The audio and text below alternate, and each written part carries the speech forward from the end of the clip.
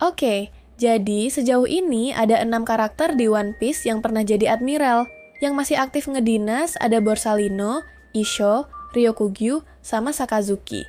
Nah, yang udah nggak jadi admiral lagi ada Kuzan, dia malah cabut dari angkatan laut. Terus ada juga Sengoku. Dari 6 orang ini, kira-kira siapa ya admiral terkuat di angkatan laut One Piece? Nih, aku kasih daftarnya. Oh iya, aku masukin juga yang udah pensiun dari posisi admiral ya. Tapi jangan salah, walaupun aku taruh di urutan paling bawah, kekuatan mereka level admiral itu gila-gilaan. Yang nomor 6 aja masih bisa bikin banyak bajak laut pada takut dan kalah telak. Nomor 6, Isho alias Fujitora. Kalau soal kekuatan, Isho atau Fujitora ini bener-bener jagoan. Dia nggak cuma pinter main pedang, tapi juga punya Zushi Nomi yang bikin orang melongo. Bayangin, dia bisa narik meteor dari langit, bikin lubang gede di tanah, sampai angkat dan lempar puing-puing kayak mainan. Gila kan? Nah, tapi kenapa aku taruh dia di nomor 6? Begini, meskipun dia kuat banget, buah iblisnya cuma Paramecia. Jadi, kayaknya dia nggak punya kekebalan sama serangan biasa. Beda sama admiral lain yang pakai Logia, yang bisa hidup lagi kalau kena pukul. Dia juga nggak bisa nyanyi dari benih kayak Aramaki, atau punya tenaga ekstra kayak Sengoku yang makan mythical Zoan. Jadi, ya, walaupun hebat, ada beberapa kelemahan yang bikin dia aku taruh di posisi ini. Nomor 5, Aramaki alias Ryokugyu.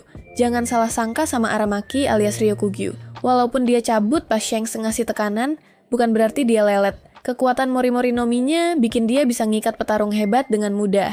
Bayangin, dia ngalahin Queen sama King, 2 komandan top dari kelompok Beast, tanpa keringet banyak. Keren, kan? Memang, secara logika, tanaman itu gampang dibakar. Tapi anehnya, Ryokugyu tahan sama serangan api.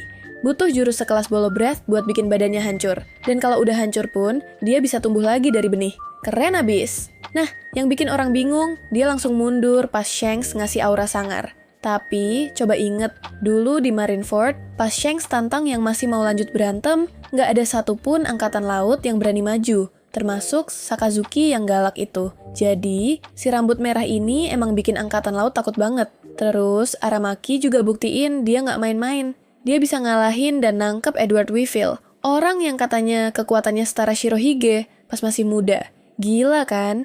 Jadi, meskipun ada momen dia mundur, tetap aja Ryokugyu ini berbahaya. Nomor 4, Borsalino alias Kizaru.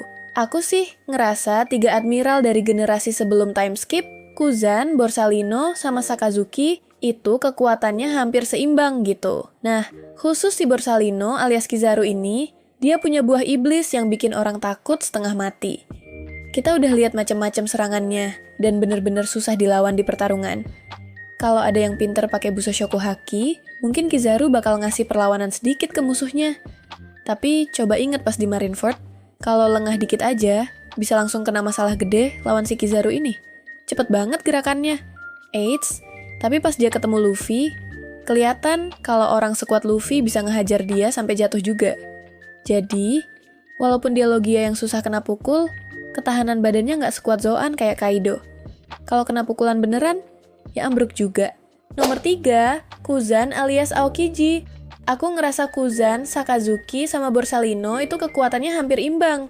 Nah, si Kuzan alias Aokiji ini jago banget ngendaliin Hie Nomi. Dia nunjukin kehebatannya pas lawan Luffy, juga waktu perang Marineford. Keren abis. Tapi ya, dia pernah kalah sama Sakazuki di Punk Hazard. Bahkan, kaki kirinya hilang gara-gara itu. Jadi, walaupun dia udah jago banget pakai Hie Nomi, tetap aja Sakazuki bisa ngalahin dia. Tapi jangan salah, aksi Kuzan di Hachinosu pas lawan Garp buktiin kalau dia emang kuat banget. Apalagi, ternyata dulu dia pernah latihan bareng Garp, mukulin kapal perang. Di latihan itu, Kuzan nggak boleh pakai kekuatan buah iblis. Jadi, kekuatan fisiknya bener-bener terasa. Dia juga pernah ngebekuin Titanic Captain kayak Sanjuan Wolf, sampai orang bilang, Sanjuan ini jadi yang terkuat di kelompok Kurohige sekarang. Jadi, Kuzan itu emang nggak main-main. Nomor 2, Sengoku.